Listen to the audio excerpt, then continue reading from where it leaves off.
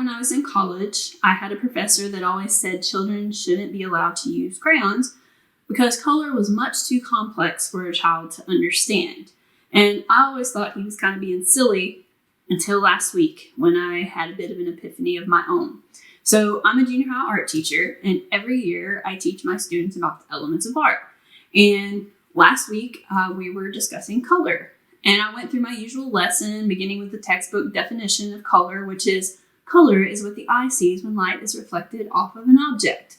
And I then elaborated, as I usually do, explaining that the white light that shines down from the sun or a light bulb is actually a combination of all of the colors of the rainbow. And each color has its own unique wavelength. And if you use something like a prism, the white light shines into the prism, and due to the angles and the surfaces of the prism, it gets refracted or bent, and the individual colors are split up and come out the other side where we see them as the colors of the rainbow. So this is also what happens when you see a rainbow in the sky, except for its little water droplets in the air that are acting as prisms. And you can also see the same thing in the spray of a water hose. So then I get to the part where I explain to them how we actually see color. So what happens is the white light shines down, it makes contact with an object, and then due to the arrangement of the molecules of that object, some of the light waves actually enter into the spaces between the molecules where they get trapped or absorbed by that object. But some of the light waves don't enter the object, they actually just bounce off of the surface. So they get reflected back into the pupil of our eye. I also explained to them that our pupil is just a hole in our eye, and the iris, which is the colored part of your eye, it contains a muscle that's able to shrink and enlarge to allow light to enter into our eyeball. And then on the back of our eyeball, there are these cells called cones and rods. And the cones are the cells that read the wavelengths of light that enter into your eye, and they send signals to the brain where the color is then interpreted by our brain. And then the rods are cells that are photosensitive, and they help us see in low light. And there's a whole lot more to it than that, but I'm going to try to keep it somewhat simple. The white light hits an object. Some wavelengths get absorbed while others are reflected. They enter our eye where the cones do their magic, and then they send a signal to our brains where we interpret the color of said object.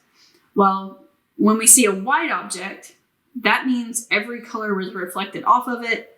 When we see a black object, it means every color got absorbed by that object and we aren't seeing any color.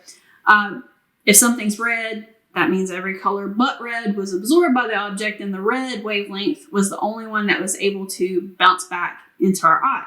Now, I already knew that you have to have light to see color, but it's like that was the first time I thought really deeply about it. The only way something even has a color is because of light, because it's the light we're seeing and not the object.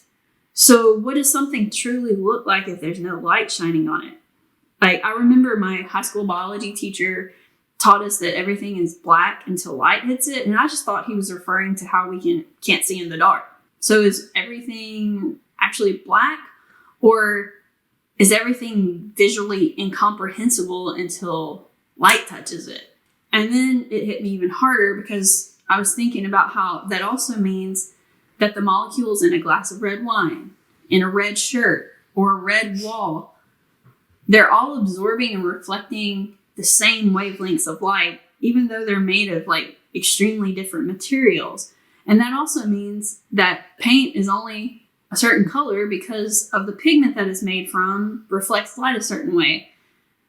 And then as I'm sitting here thinking about all that stuff, I'm noticing that I'm surrounded by more colors than I could possibly count. So that means my brain is processing all of this all at once, deciphering all these light waves that are bouncing off of everything around me and interpreting the colors.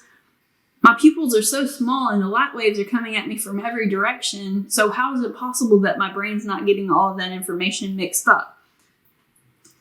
So basically, color is just an illusion, and nothing has color until our eyes and brains interpret the wavelengths of light and then assign a color to it.